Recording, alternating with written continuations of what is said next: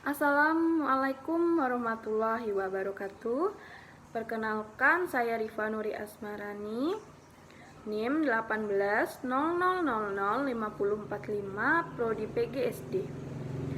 Di sini saya akan menjelaskan secara singkat sejarah kepanduan Hizbul Wathan.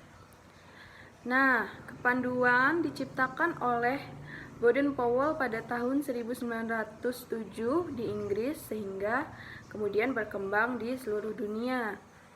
Kemudian pada tahun 1912 tokoh kepanduan Belanda yaitu NPO ke Indonesia dan mendirikan cabang NPO. Kemudian NPO berubah menjadi NIPV pada tahun 1914 dikarenakan sulitnya berkomunikasi dengan induknya. Nah, kemudian dengan berdirinya Budi Utomo pada tahun 20 Mei 1908 dan kebangkitan bangsa Indonesia, maka hal inilah yang menjadi tonggak sejarah sehingga pada tahun 1916 SP Mangkunegoro 7 di Surakarta mendirikan kepanduan dengan nama JPO atau Javanese Pathfinders Organization. Nah, disusul oleh Pangeran Surbjobrото dari Kasunanan dengan kepanduan Taruna Kembang. Nah, kemudian tahun 1918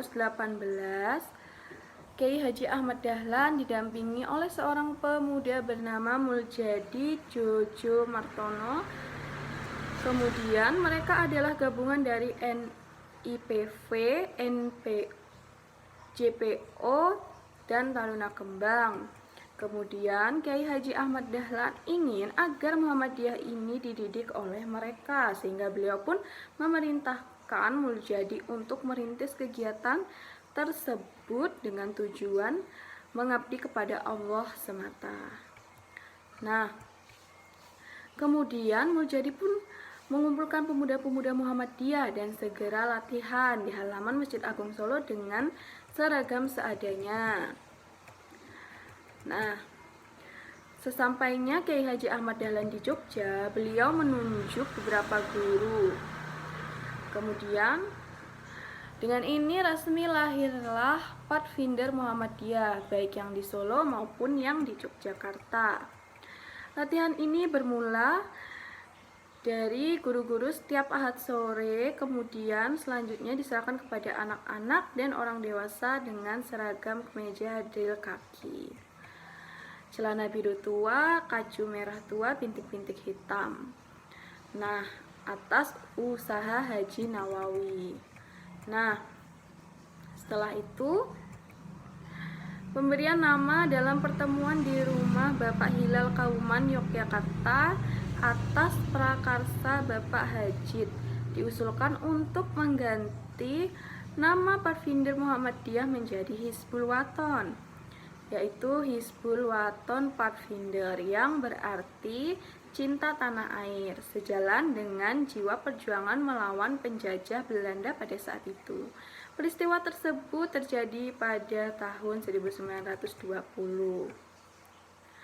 Nah, kemudian masa kebangkitan bangsa. Nah, tanggal 3 April 1924 Komisaris Besar NIPV bersama GJ Ranaf menyelenggarakan konferensi kepanduan di rumah Kiai Haji Ahmad Dahlan dari HW Yogyakarta. Nah, kemudian dan mereka pun mengundang seluruh pimpinan Pandu Nasional Indonesia. Dalam konferensi tersebut disampaikan konsep NIPV, yaitu untuk mempersatukan organisasi-organisasi kepanduan yang ada di Indonesia.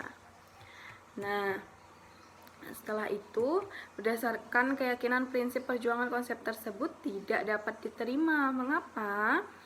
Dan HW pun tidak mau bergabung dengan NIPV berorientasi pada kepentingan kolonial. Karena larangan tersebut dalam Kongres Pandu SIAP tahun 1928 di Banyumas oleh Ketua SIAP Haji Agus Salim, istilah Pathfinder dan Pathfinderij diganti menjadi Pandu atau kepanduan. Nah, setelah itu kemudian masuklah pada masa penjajahan Jepang. Jepang melarang seluruh kegiatan organisasi pemuda yang ada di Indonesia termasuk kepanduan.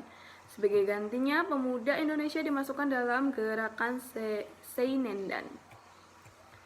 Nah, masuklah kita pada masa kemerdekaan. Nah, pada akhir September 1945, setelah proklamasi di Balai Mataram Yogyakarta diadakan Rembuk Pandu yang menghasilkan keinginan membangkitkan kembali Pandu.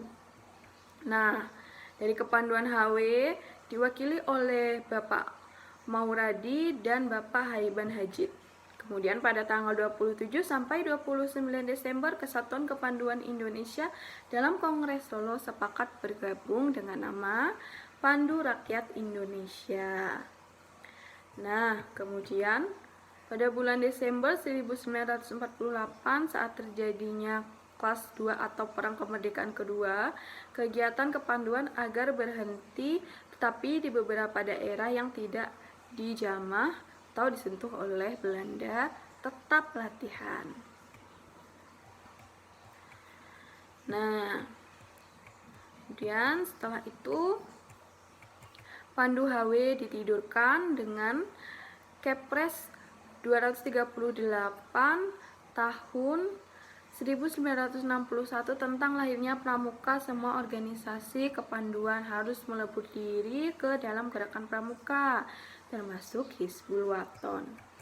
Nah, latar belakang kembalinya bangkit kembali HW yaitu sebagai anggota Pandu HW tidak bersedia aktif dalam gerakan pramuka, maka mereka mengaktifkan diri beberapa di dalam organisasi kepemudaan, sedangkan yang sudah dewasa menjadi aktif di persyarikatan. Beberapa tokoh HW yang memahami betul makna kepanduan tetap bergabung dengan pramuka, misalnya yaitu Bapak Haji Mawardi, kemudian ia sebagai urusan rohani Islam, kemudian Bapak Dono Wardoyo sebagai andalan daerah urusan pelatihan, Bapak Haiban Hajid andalan daerah urusan rohani Islam, kemudian ada Bapak Muhammad Jauhari andalan daerah urusan pelatihan, kemudian Bapak Dawa Marzuki ini yang berada di daerah istimewa Yogyakarta dan Jawa Tengah ini menjadi kuartir besar maupun daerah sampai menjelang tahun 1990. Nah, kemudian saat Muktamar Muhammadiyah pada tahun 1980 di Surabaya, HW ikut menjadi penggembira dalam muktamar tersebut. Nah, setelah itu hal tersebut ditindaklanjuti secara rutin setiap Jumat malam di gedung PP Muhammadiyah Jalan Kiai Haji Ahmad Dahlan untuk mempersiapkan baik perangkat lunak maupun perangkat kerasnya.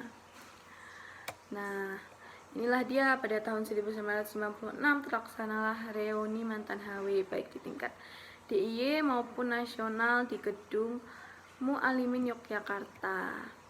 Nah, rencana kebangkitan pada tanggal 18 November 1998 bertepatan dengan lahirnya Muhammadiyah. Tetapi situasi politik yang kurang kondusif, maka kebangkitan mundur 1 tahun, tepat pada tanggal 18 November 1999. Nah, teman-teman, kalian sudah tahu kan sejarah singkat mengenai kepanduan Hizbul Waton.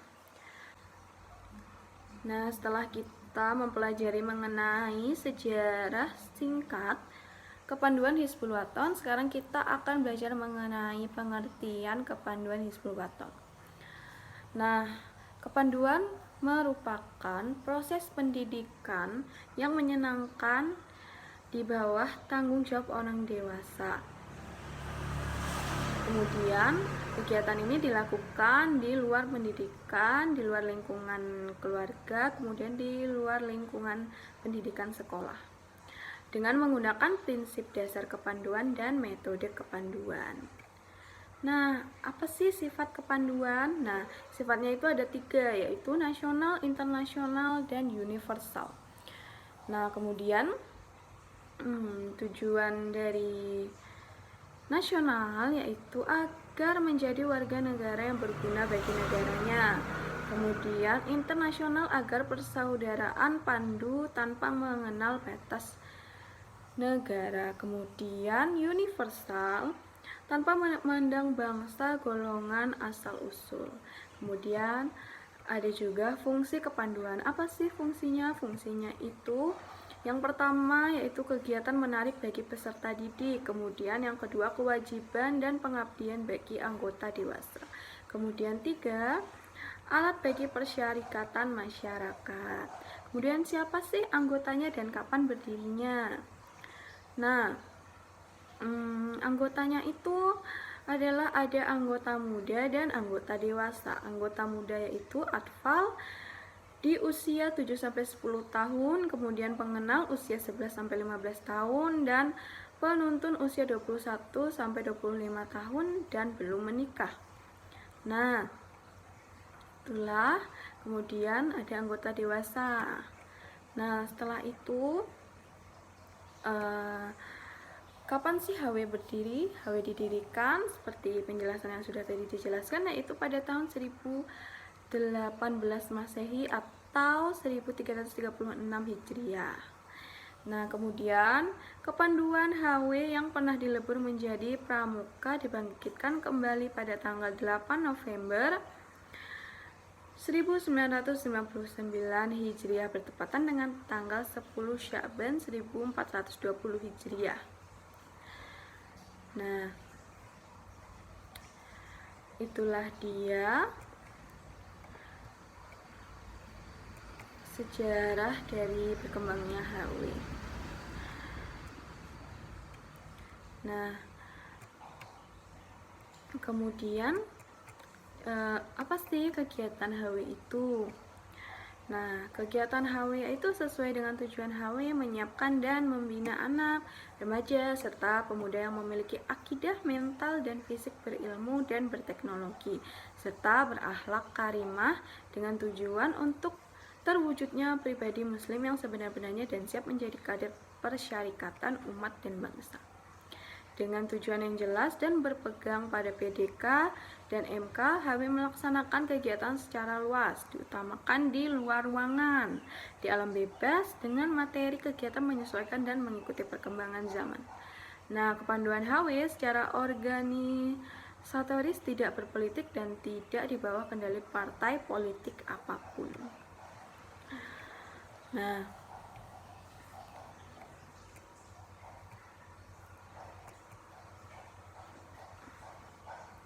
sekian dari penjelasan saya mengenai sejarah singkat mengenai kepanduan Hizbul Wathon, kemudian pengertian kepanduan Hizbul Wathon. Apabila ada kurang atau salahnya saya mohon maaf. Wassalamualaikum warahmatullahi wabarakatuh.